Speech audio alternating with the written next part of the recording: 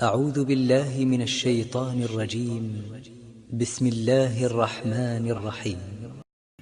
วันนี้เรามาถึงสัญญาณที่ 24เป็นสัญญาณวันอวสานโลกอีกสัญญาณหนึ่ง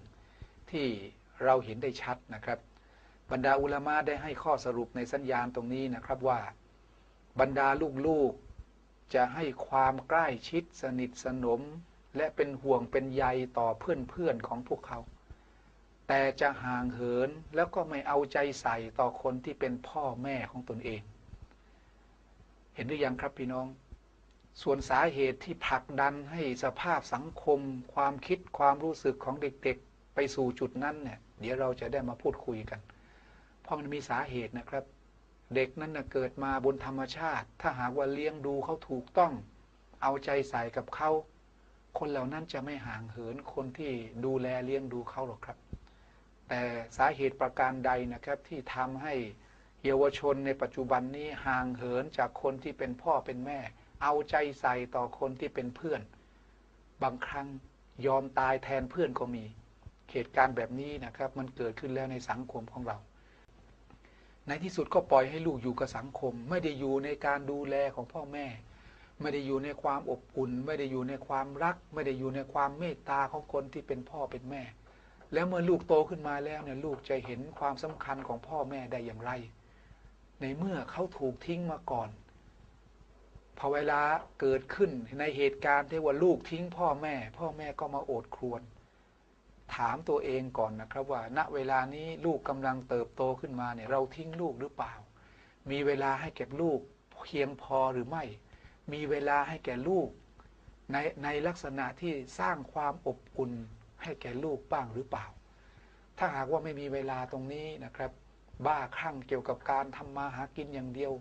บ้าคลั่งเกี่ยวกับการประชุมการวางแผนงานบ้าคลั่งเกี่ยวกับยศถาบรรดาศักดิ์บ้าคลั่งเกี่ยวกับเรื่องของตำแหน่งหน้าที่การงานอย่างเดียวจำเอาไว้เถอะครับว่าแน่นอนลูกของเราก็จะเป็นผู้หนึ่งที่ทอดทิ้งเราแล้วก็ปล่อยให้เราอยู่อย่างเดียวดายในยามที่เราไม่สามารถที่จะช่วยเหลือตัวเองได้อีกแล้วและโดยเฉพาะอย่างยิ่งนะครับสิ่งนี้บรรดาอุลามะได้เน้นหนักเลยนะครับว่าเป็นเพราะพ่อแม่นั้นไม่ได้หล่อหลอมให้ลูกเนี่ยเติบโตโดยมีศาสนาของอัลลอฮ์เติบโตในลักษณะของการเป็นบ่าวผู้ภักดีต่ออัลลอฮ์ซุบฮานะฮูวะตะอาลา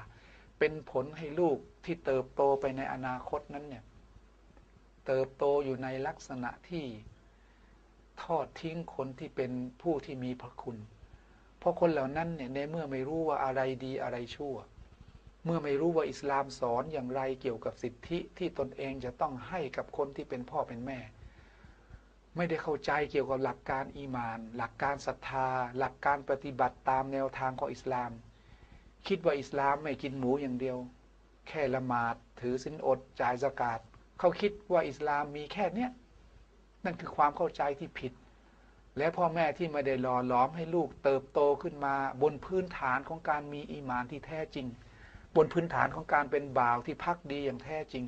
ตรงนี้ล้มเหลวนะครับล้มเหลวแล้วในที่สุดเหตุการณ์ที่ท่านนบีได้บอกเอาไว้ตรงนี้มันก็จะเกิดขึ้นต่อไปในอนาคตข้างหน้าลูกๆโตเป็นหนุ่มเป็นสาวแล้วจะให้ความใกล้ชิดสนิทสนมกับคนที่เป็นเพื่อนเป็นห่วงเป็นใยต่อเพื่อนๆแต่ว่าจะห่างเหินไม่สนใจใยดีกับคนที่เป็นพ่อแม่แท้ๆของตนเอง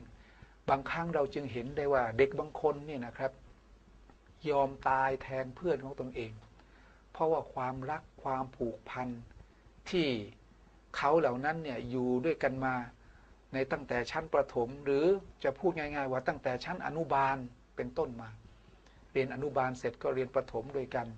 เรียนจบ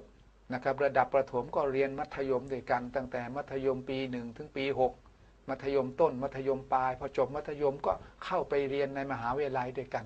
ก็มีความรักมีความผูกพันเจอหน้าเพื่อนมากกว่าเจอหน้าคนที่เป็นพ่อเป็นแม่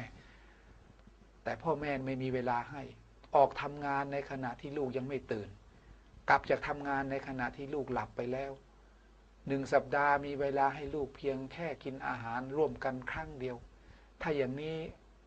ก็จำเป็นจะต้องยอมรับสภาพนะครับว่าเหตุการณ์ข้างหน้าที่จะเกิดขึ้นตามสิ่งที่ท่านนบีมุฮัมมัด ศ็อลลัลลอฮุอะลัยฮิวะซัลลัมได้บอกเอาไว้ตรงนี้ก็คือบรรดาลูกๆจะใกล้ชิดสนิทสนมเป็นห่วงเป็นใยต่อคนที่เป็นเพื่อนๆมากกว่าคนที่เป็นพ่อเป็นแม่